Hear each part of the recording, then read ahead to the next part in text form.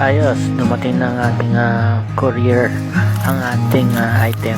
Ayan, ito yung nakita ko sa Lazada na kung saan ay makakatulong mag-save ng space. Ayan, poly 4 layer siya ng mga divider. Mura lang po siya, less than 100 po, tapos free shipping po siya.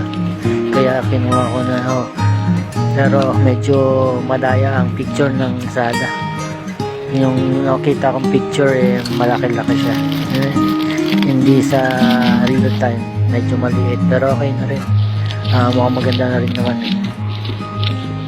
Maganda naman ang pagkakapack niya.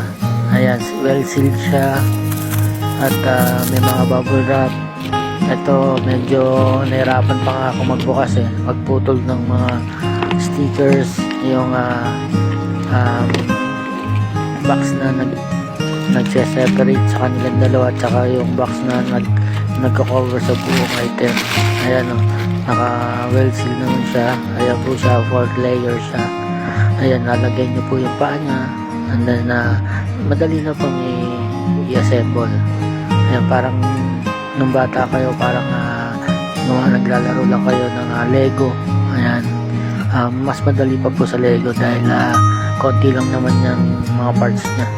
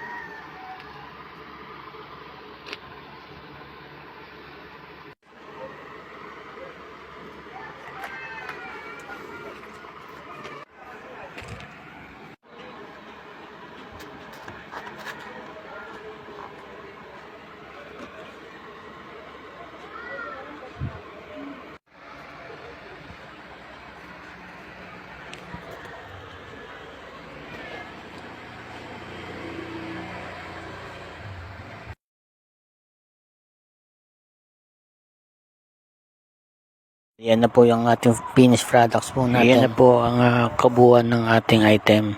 Na-assemble na po natin. Kung ano pa hinihintay nyo, order na po kayo.